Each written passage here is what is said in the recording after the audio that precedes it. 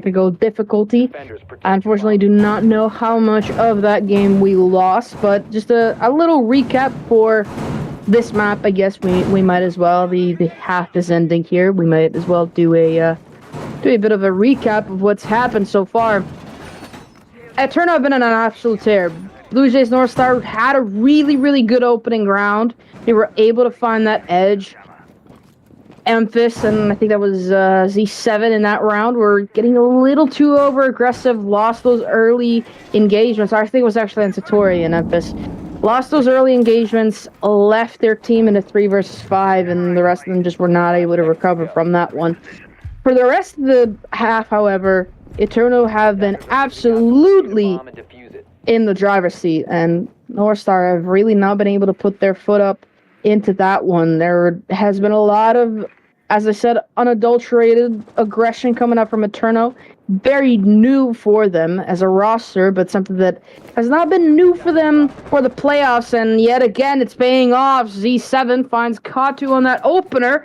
Narrowly finds, I think that's Rudda as well.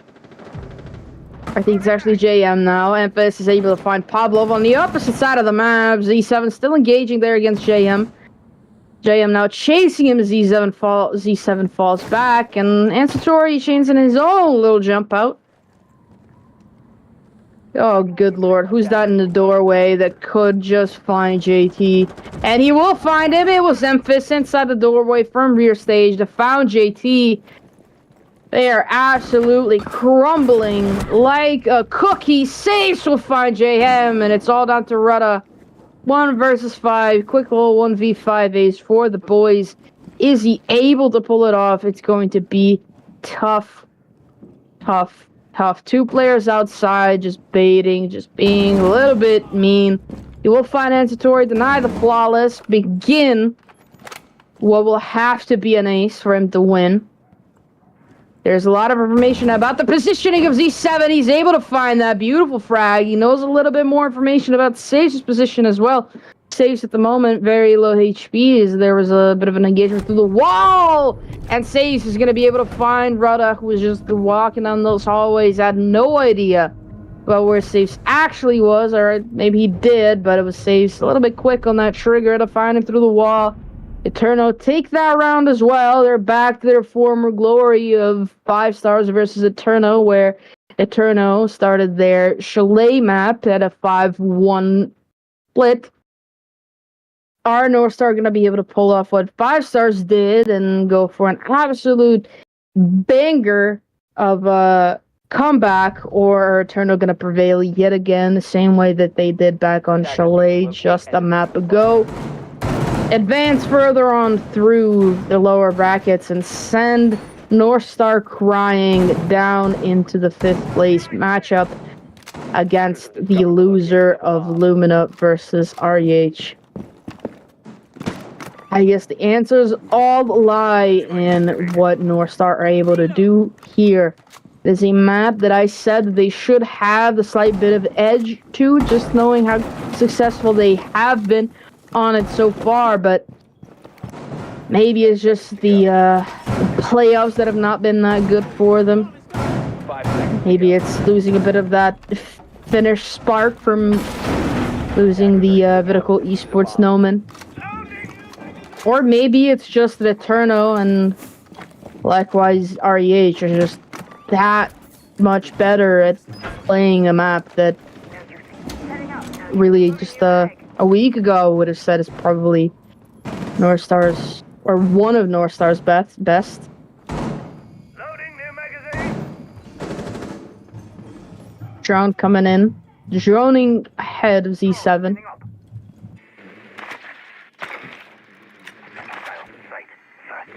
So many drones, actually. Pretty much the entire team is droning, apart from Z7, the only player that's actually moving. Everybody else is droning, and that, if that catches somebody, and it just could catch Rudda, it will not, as he shoots that Claymore, sees it at the nick of time. Shoots that drone as well, but unfortunately, it's the logic bomb that was deployed just a second ago that was giving him away a little too much, and he will go down. JT and JM both having to rotate from the positions that they were holding. JM was pulled back a little bit further. up on the stage, and JT was all the way up on the tower. Emphis taking a lot of damage and finally going down to Katu. Meanwhile, Saves having to rotate away from the position that he was holding behind the shield due to the smoke, babe. JM, in the meantime, is able to find a beautiful kill there onto Raptor and open this round wide open for his team. Saves, however, through the wall and maybe even multiple walls, will able to find JT. JM immediately with an answer back. Z7 with an answer of his own. It's a 2 versus 2 so quickly after that first kill went on. Pavlov, tucked in the corner, will find Z7, and Katu, tucked at the bottom of the stairs, is able to find Saves.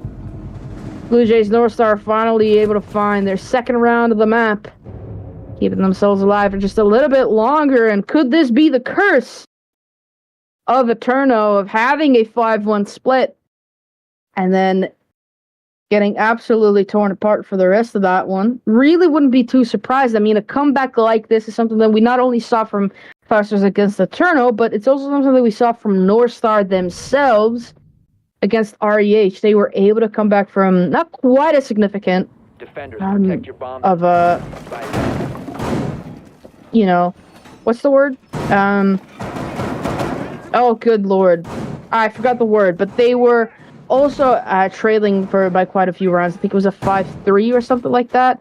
And North Star were able to take it into overtime, which, again, if you missed Pavlov's, match point Monty Clutch, please go back and watch it. I urge you so much to go back and watch it. It is truly a gem of a round to witness, and a gem of a move to witness as well. Unfortunately, it did not lead to a round or to a map win, but we could just cut the stream right there and never talk about it again. Just like not mention whatever happened after that. It's like, oh, what happened after that? Did they end up winning? Nah, it doesn't matter. Really, just I don't know. I forget. So long ago, and really just. But did you see the clutch? In any case, they managed to win that round. That was the first time that we've really seen them be that confident and that capable. Really, since that first round, they've been very. I don't want to say incapable, but they've been very, anxious and nervous with the way that they've been moving for pretty much the entire remainder of the map. And yikes, that initial engagement really could have been deadly there, but the initial engagement will be deadly for Safes and Emphis, who both go down JM and Katu. Beautiful refrag there from Z7, and he finds even more than just the refrag. He finds the second one as well through the hatch. Beautiful shot to bring it back down to 3v3. North Star, even when they have the lead, even when they have the advantage, is not able to hold on to it whatsoever. Logic bomb deployed from Ansatori. That will be the second, then final logic bomb deployed by the Dokebi. But now, of course, with 2 defenders dead, they are able to hack those cameras and find any bit of information that they could possibly find from the cameras that Blue Jays might still have at their disposal. We do see that they have a bulletproof camera deployed, so they're going to be able to utilize that one as well. Raptor atop the hatch, trying to find somebody to slip up, but so far nobody is. Ansator, in the meantime, from the backside, droning out the pillar area and realizing, well, this has been vacated, nobody's here. A minute to go. Painfully long amount of time for North Star to still be holding on to it. Have pretty much all of the positions that they need covered up. They have a player freezer, they have a player close in supply, and they have a player in the laundry closet, just to make sure that if anybody pushes from the main side, they get taken down as well. But now the engagers are going to start coming in. The wall is getting opened up. There goes the cross. And Satori is able to find that kill, immediately fragged out, however, or refragged rather. Z7 is finds one of the Pavlov as well. JM now with the kill of his own. Plant being attempted by Raptor. JM pushing down the hallway. There goes the plant, and JM beautifully hears it. Raptor gets off the plant in just the last second. JM hears the commotion, hears the movement, finds the beautiful kill, wins the round. And North Star take another one. They're starting to close that gap quite a bit. They're only trailing 2 rounds now after they were trailing 3 just a little bit ago. Take it round by round, step by step. It's going to be a long one, but they could still do it. They still have it all in them. Could still happen. Defenders, protect your bombs from being defused by attackers.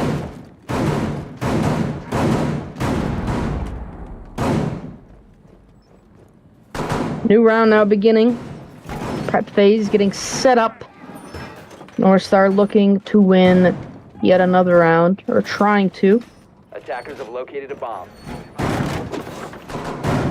ETERNO in the meantime, setting themselves up for a bit of a success as well. JM and Z7 matching each other with kills, 12 apiece, and actually matching each other completely in their score at the moment. 12 kills, 6 deaths, 2 assists on both ends. If JM had 2 claymores, I wouldn't really know who's who. But fortunately for JT, so far throwing down a 007, or what a little while ago would have been a 007, but right now is just a 070. C4 deployed on the window will find Z7, and a run-out attempt from Safes will get shut down. Or Makatu will get shut down by Safes. A beautiful opener there onto Z7, their star player so far. But nevertheless, immediately refragged there. Could have been so fruitful there if he had only done it a second earlier, a second later, maybe if he didn't try to go to tear the barricade down, but just try to break a little piece of it. And Memphis and Ansatori both push straight into the bomb site, find 2 kills of their own. And that initial aggression, that opening pick the Kazu was able to give them is immediately completely nullified. Even more so now that Pavlov went down. It's all down to Rudda. All eyes on him. Plan attempted. Going down by Memphis. Every angle is being covered. The barbed wire will be giving him away, even if he is a defender, so it's not going to be slowing him down too much. Rudda is able to find a kill onto Raptor, but it leaves him in such low HP that all Memphis had to do was breathe on him to find that kill, and he finds just that. ETERNO put themselves onto map and match point as we head off into round 10. Now a 6-3 lead. Still not all over for North Star, but they're really going to have to buckle down and try their hardest to win this map out as well. Of course, they need this map to continue on throughout the series. They cannot lose this map. Of course, they already lost map 1. This is map number 2. They lost Chalet 7-3. It would really not be good for them at all to lose it again, whether it's 7-3 or 7-4, 7-5, 8-6, 8-7. None of that would be good for them, as of course all of it would constitute that they are indeed leaving the playoffs, essentially. Of course, there is still the 5th place match, but really not something that they are gunning here for. It's still, you know, something. They still get prize money for it. They still get quite a bit of experience for it as well, but of course, we all know that every team that is in the playoffs at the moment, and every team that was really battling for these positions in the final couple of rounds of Champions and Premier League, none of them wanted to, you know, settle for 5th place. They all went in here wanting that win, and whether or not that was realistic for them at the time, whether or not that's something they're going to be able to do is really, truly irrelevant. Because that is all that they want. That is all that these teams want. That is all that these players want. They want that glory. They want to know that they're winners. They want to know that they're champions. They want to be referred to as champions. And they want to, oh, yikes. That grenade will miss completely. That one will finally hit. And oh my goodness, right on Pavlov, both explosive onto the Safes and Z7. To find those opening picks yet again. Memphis taking a little bit of damage as well. despite clearing that shield, which I don't think I've spoke about today. Yeah, but that C4 that we're talking about just a second ago finally rips and blows him up. And Satori on the window finds his one and dips. Meanwhile, Raptor opening up this breach. Oh, good lord. Rada trying to rotate away and up those main stairs. Caught off guard by Ansatori. Outside still. Outside the building.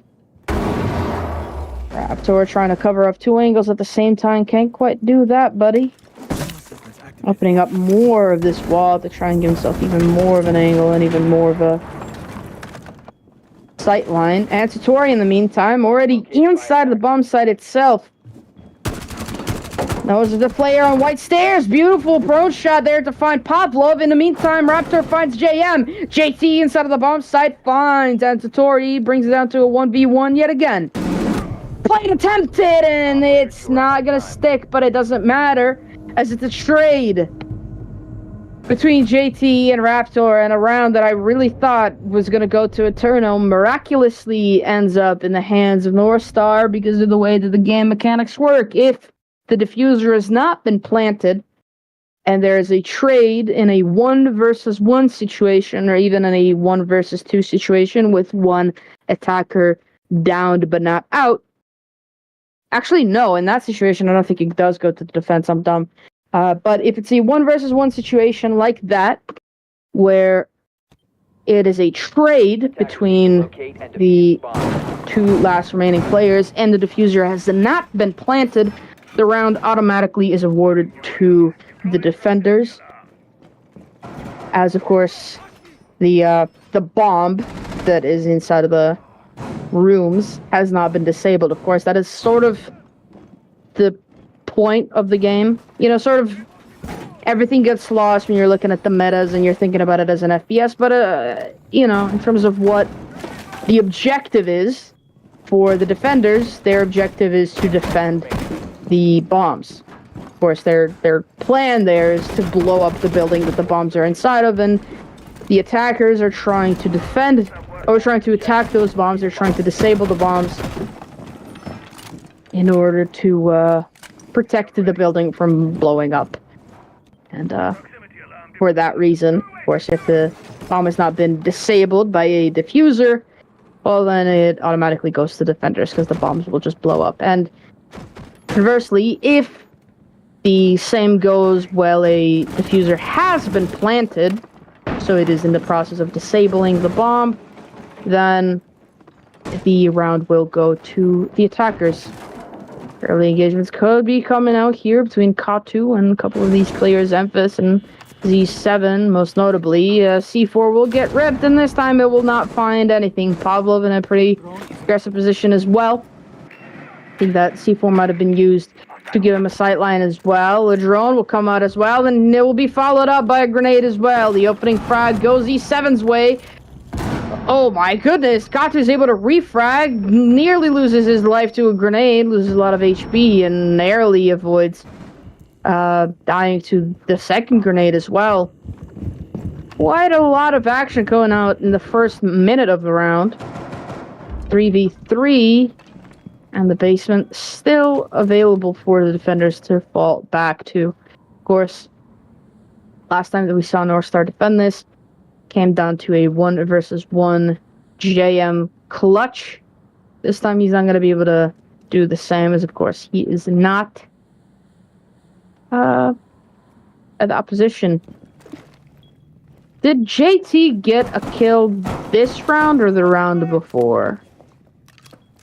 The reason why I want to know that is because I sort of have a pretty successful track record over the past 2 years or so of casting in sort of casual communities and casual tournaments before I started casting for T4 leagues, is that every time that I mention that a player is going 0 and whatever, they immediately get a kill the round following. Z7 finds a beautiful pixel angle there onto, I think that was Pavlov there. Shutting down that player now. Oh, that had to have been Rudder, right? Oh, far away angle for Katu does not pay off. GT, try as you might, cannot make it happen. saves, shuts them all down with an LMG in hand. It's like it's a year ago, and it's the LMG meta, but it doesn't matter. ETERNO take Chalet 7-3, and they take Oregon 7-4. GG, well played, and the round, or the game, the match, will be going ETERNO's way. They advance further on through the lower brackets. They will be going up against the winner of the REH Lumina game that will be happening in the coming days. Meanwhile, Blue Jays North Star will have to settle for what hopefully for them will be a 5th place in the 5th place matchup against the loser of the aforementioned Lumina versus REH game. Very well played from North Star. They got so close there on Oregon. But ETERNO just had that edge. I mean, they came into the playoffs the favorites to win it all, just considering the fact that they had a near flawless record throughout the Champions League. And of course, Champions League are our best and brightest in the Revival League. At least they were. Of course, we don't know how it's going to turn out after the relegation matches, but throughout Season 2, they were our best and brightest. They won their places fair and square in the relegation matches after Season 1. And it all matters, or it all, comes down to whether or not they can be dethroned and thrown into the Wolves in the Premier League and get overtaken by a couple of the teams from the top of the Premier League. But nevertheless, they came into this the favorites and really getting beaten by 5 Stars, the Premier League team, was quite an upset, and no one really saw it coming, especially after that Chalet game that they really, really should not have lost the way that they did. So for them to advance further on, I think that a lot of people probably expected that, although, credit where credit is due for Blue Jays North Star to really give it their all. They play their hearts out, both in the upper brackets and the lower bracket. And, they're going to be competing for that 5th place spot, which, still brings along with itself quite a hefty prize money as well. So, it's a bit of a consolation prize at that point. But, really, really well played out there from ETERNO. This aggression that they picked up very, very recently, pretty much throughout the playoffs, has been working out for them completely. Well, maybe not so much in the 5 Stars game, although they were completely tearing right through 5 Stars for quite a while there, and even on map 3 on Theme Park, that really wasn't that close of a game either. So this aggression that they picked up recently has been going in their favor. Or actually, it wasn't on Theme Park. What am I talking about? It was a Villa. It was a Villa game against 5 Stars. But nevertheless, they have been very aggressive, and it has been working out for them. And if they continue this way, I really could see them even getting all the way to the grand finals, at which point, whoever they come up against, whether it ends up being Arctic Wolves or 5 Stars, as I do believe that is where they will advance to. If I'm not mistaken, that's how it works. Yeah, okay, yeah, that is how it works. So the winner of the 5 Stars versus Arctic Wolves matchup, that is upper bracket finals, will advance into the grand finals, and then it is only lower bracket games from there on to see whether or not, ETERNO or whoever ends up winning it from REH and Lumina are able to advance on further, or maybe it'll even end up being a rematch between 5 Stars and Arctic Wolves. I mean, it really could happen any other way, but I really wouldn't be too surprised if I see 5 Stars up there again against either 5 Stars or... Did I just say 5 Stars up there again? 5 Stars? I meant I wouldn't be surprised if I see ETERNO there up against 5 Stars or Arctic Wolves in the grand finals. I mean, it will definitely be a crazy match regardless of how it turns out. But I've been rambling on quite a bit for the, what's it called? MVP? Oh, Lord. I've been giving it to Enzo Torre so much throughout both the season and throughout the playoffs so far. But I think this time I will reward Z7. just because Ansatori was the sort of what's the word? Had like the edge sort of a little bit on Oregon, but on Chalet it was a Z7 show all throughout. So I will give it to Z7, but all of those players played it absolutely beautifully all day long, and even on the side of Blue Jays North Star, they also played it quite well. There was quite a few star players on that side as well. JT, JM, or JM and Katu, I believe that was. They still played quite well. Just didn't pan out quite the way they wanted to. Maybe the maps messed them up a little bit. Of course, these two maps are very, very good maps for ETERNO. So to really go into it expecting it to be an easy win, probably would have been a little bit silly if that's how they went into it. Although I really don't think that's how they went into it. They knew who they were going up against. They've played them the entire season. They know exactly how they are. They know exactly how they play, and they knew that it wouldn't be an easy game. But yeah, I will be giving the MVP to Z7, and that will be closing out today's matchup. It was as a recap, 7-3 on Chalet and then 7-4 for ETERNO. They go on further through the lower brackets to fight for a grand final spot. Meanwhile, Blue Jays North Star are awaiting their opponent for the 5th place match. I've been Retro. Thank you everybody for watching, and make sure to subscribe to this YouTube channel so that you know when we next go live. Follow our socials as well. Thank you everybody for watching. Have a good night.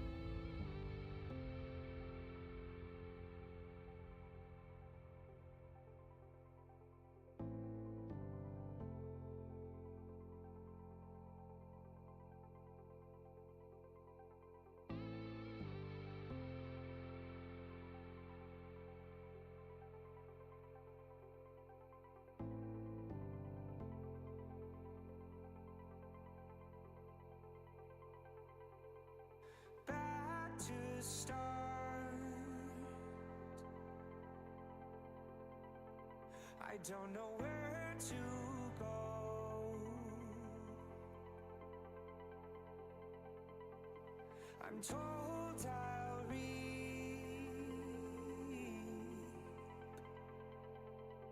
all of what I sow. These mistakes have no one else to blame.